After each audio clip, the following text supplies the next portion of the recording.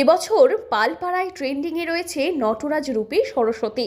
এর সঙ্গে পাল্লা দিচ্ছে কী ধরনের সরস্বতী মূর্তি, জানলেই অবাক হবেন। পালপাড়ায় ক্রমশই বদলে যাচ্ছে পুজোর পছন্দ।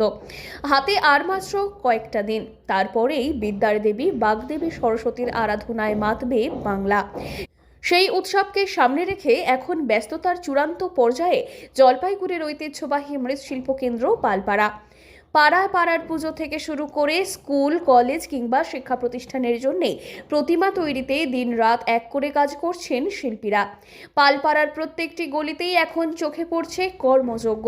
কোথাও নিখুঁত তুলির টানে ফুটিয়ে তোলা হচ্ছে দেবীর মায়াবী মুখাবয়ব, আবার কোথাও ছোট ছোট মূর্তিতে মাটির প্রলেপ। শান ও শেষ মুহূর্তের কাজ নিয়ে ব্যস্ত কারিগরেরা। বছর সাবেকি প্রতিমা যে ধরনের প্রতিমাগুলো হয় সেই ধরনের প্রতিমা, আর কিছুটা ওই নটরাজ ধরনের যে মাটির কাজের যে প্রতিমা, সেই প্রতিমাগুলোর চাহিদার একটু বেশি। আচ্ছা, আপনাদের কাজ কতটা এগোলো? কাজ অনেকটাই এগিয়ে গেছে।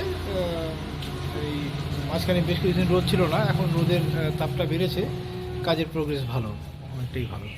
আপনারা রেডি, অনেকটা প্রস্তুত? হ্যাঁ, অনেকটাই প্রস্তুতি আমাদের কমপ্লিট হয়ে গেছে। এখন শেষ মুহূর্তে কিছু কাজ, ড্রেসিংয়ের কাজ করবো, এই সমস্ত চলছে।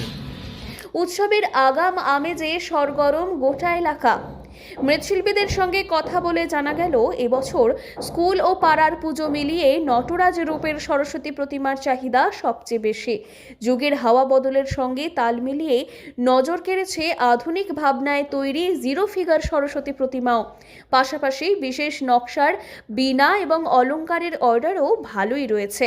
তবে সব মিলিয়ে বাজারে এবার শীর্ষে নটরাজ রূপী এবং জিরো ফিগারের সরস্বতী মূর্তি। বিশেষত আর কি আছে, বরাবর যেরকম হয় ওরকমই মাটির কাছে সরস্বতী হচ্ছে। আর অর্ডারই কিছু হচ্ছে, এগুলো ল্যাংটাই হচ্ছে, ডাকের সাজ হচ্ছে। ঢাকের সাথে হ্যাঁ, অর্ডার কেমন হয়েছে এবার? অর্ডার আছে, একেবারে যে নাই তা বললে হবে না। এখন তো পূজা অনেক কমে গেছে, স্কুলগুলো হচ্ছে আর কলেজ দু একটা হচ্ছে। এই আচ্ছা, কাজ কেমন? কাজ তো চলছে আর কি। কাজ তো সরস্বতী পূজার কাজ আমাদের সেমন কিছু হয় না, এই আর কি করতে হয় তাই। কয়েকদিন আগে টানা মেঘলা আবহাওয়ায় কিছুটা চিন্তা থাকলেও রোদের দেখা মেলায় এখন স্বস্তিতে শেষ মুহূর্তের কাজ চালিয়ে যাচ্ছেন মৃৎশিল্পীরা।